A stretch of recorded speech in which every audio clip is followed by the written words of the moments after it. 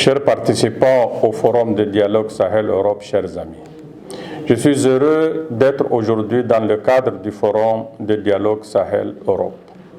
J'aurais bien aimé être présent physiquement pour une question d'agenda. Malheureusement, je vous envoie ce message vidéo.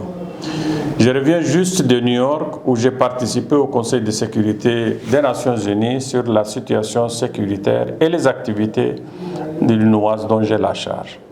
Tous les États membres ont manifesté un vif intérêt aux préoccupations concernant la situation sécuritaire ainsi que le changement stratégique qui s'opère dans la région. En effet, des statistiques récentes montrent que le nombre de victimes civiles des violences extrémistes au Sahel central à la fin du mois de mai a dépassé largement le nombre pour l'année 2021. Les civils sont pris entre le feu croisé des groupes armés luttant pour la suprématie dans leur zone de présence, ainsi que dans les actions antiterroristes menées par les forces de défense et sécurité nationale.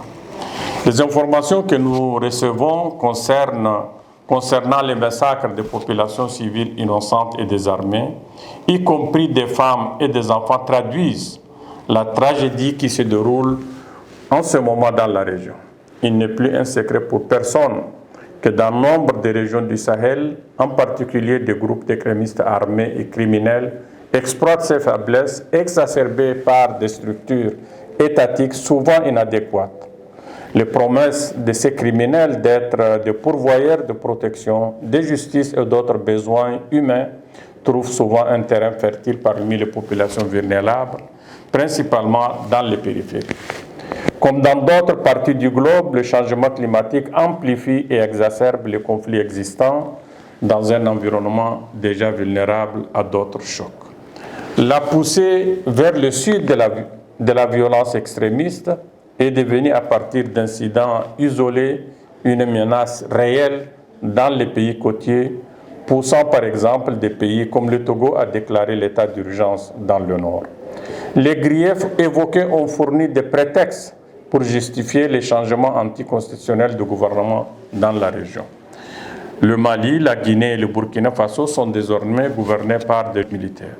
Si en Guinée l'on évoque le recul démocratique sous l'ancien président Alpha Condé comme argument pour justifier le coup, au Mali et au Burkina, les militaires au pouvoir invoquent les faiblesses de la gouvernance de la sécurité des anciens gouvernements démocratiquement élus comme raison d'être de leur coup d'État.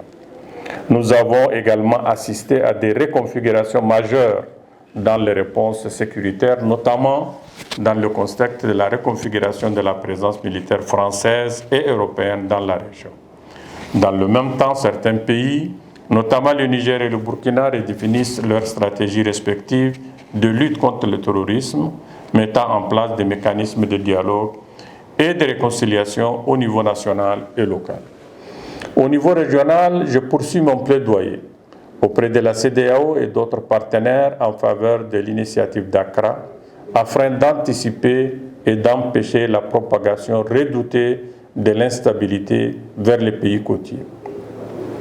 Actuellement, nous finalisons les discussions pour aider à installer le secrétariat de ces structures régionales. En outre, je continue de solliciter l'engagement des parties prenantes pour le financement de la mise en œuvre du plan d'action 2024 de la CEDEAO contre le terrorisme.